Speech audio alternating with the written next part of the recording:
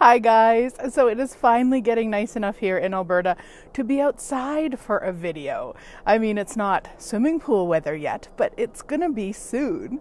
So I wanted to share a memory that I have of one of the readings that I did when I used to do professional mediumship readings.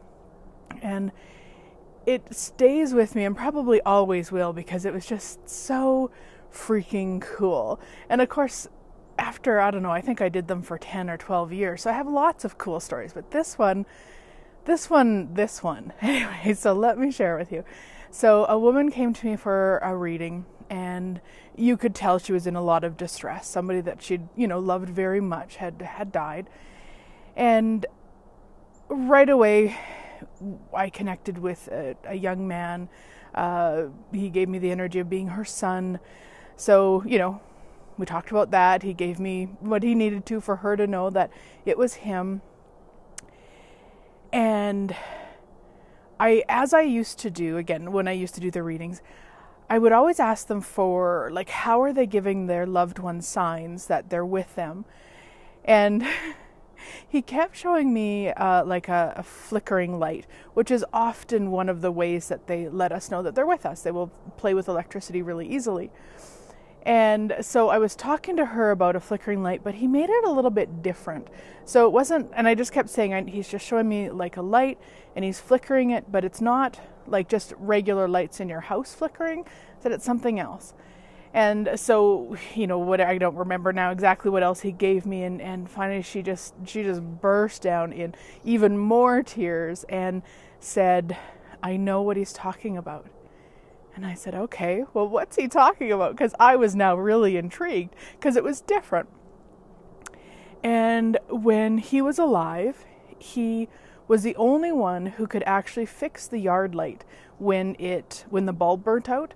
So what they would do is his dad would put him in the tractor. There's a proper bucket type of thing. There's a proper name. You would never believe I grew up on a farm. But anyway, in that, and then the dad would lift the bucket up and he would stand in there and change the bulb. So really simple. But he was the only one who could do it. I don't know why. Doesn't matter. So about a month before he died, the light burnt out. And so they were just like, okay, well, next time he comes home, I think he was in college or university or something. Next time he comes home, we'll get him to fix it. And then he died. And on the night after his funeral, when they drove into the yard, the light was on.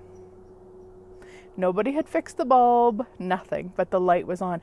And she knew, and her husband knew, who had been very much kind of, he's dead, he's gone, there's no kind of afterlife type of thing. And it was just so freaking cool to me because the flickering lights, those things are cool too, don't get me wrong, but it was so what, would connect to him. So even the dad knew it was him. And it's still, like I say, one of my favorite stories to this day. And, now that I play with the tools of access consciousness, I don't do the professional mediumship readings anymore. It's not that I'm not against them in any way. I think they're fabulous. I think they're a great way for healing for people.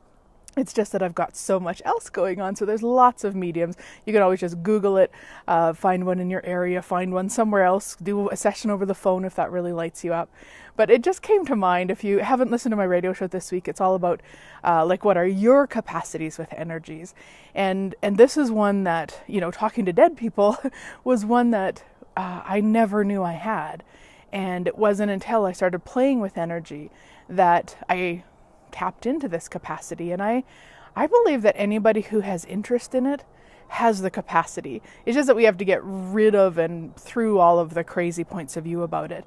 So if you haven't listened to the radio show, I kind of talk about my very first experience with mediumship and how that occurred. So that might be fun for you. Also, if you are looking for more and you'd like to develop more of your capacities with energies, I do have a class coming up at the end of the month called Exponentializing Your Capacities with Energies.